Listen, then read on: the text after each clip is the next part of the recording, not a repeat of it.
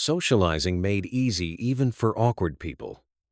Yes, even if your idea of small talk is, "Hi, weather, bye," there's hope. And it starts with one thing: a formula. You know that moment at a party or networking event when you're suddenly hyper-aware of your arms? Like, what do I normally do with these things? And then someone walks up and says, "So, what do you do?" And your brain goes, "Error 404. Social response not found." If that's you, congrats. You're normal, maybe a bit awkward, but totally fixable. In fact, awkwardness in social situations is more about overthinking than anything else.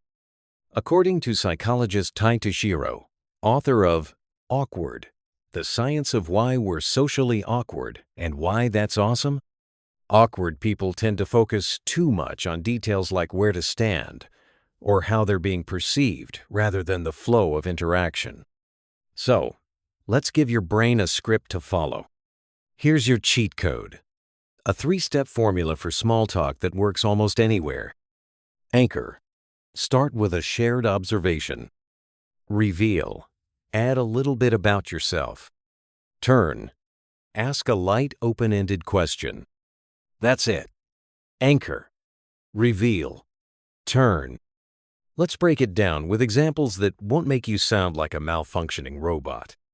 Anchor means you start with something obvious in the environment. It's your icebreaker, but not the, "So, do you come here often?"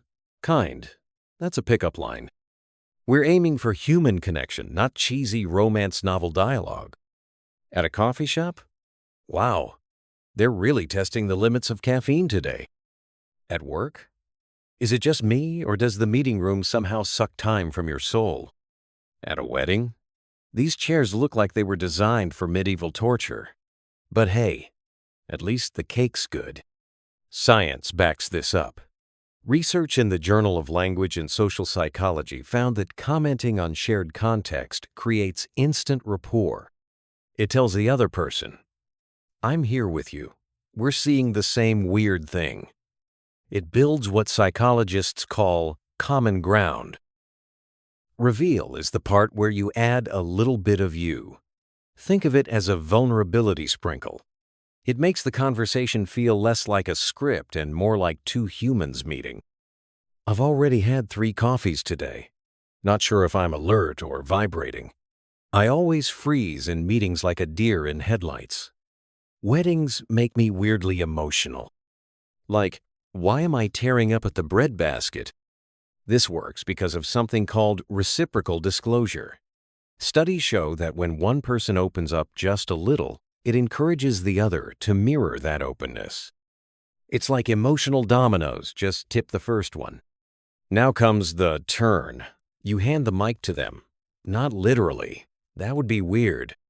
Ask a light, open-ended question based on what's happening. What's your go-to coffee order when life gets chaotic? Are you a Monday person? Or a don't talk to me until Wednesday kind of soul? What's the weirdest wedding food you've ever had? Open-ended questions do 2 things. They keep the conversation flowing. They reduce pressure because there's no wrong answer. Let's run it from the top. You're at a networking event. You see someone near the snack table. You say, "Anchor. These snacks are suspiciously fancy for a conference." Reveal: "I'm just here for the free cheese, honestly." Turn: "What's your go to move at events like this? Dive in or hover by the door?" You didn't talk about the weather. You didn't panic. You just followed the art formula: anchor, reveal, turn. That's it. That's socializing version 2. Here's the truth. Even with a formula, some moments will be awkward. That's not failure. That's life. As Brené Brown says, vulnerability is the birthplace of connection and the path to the feeling of worthiness.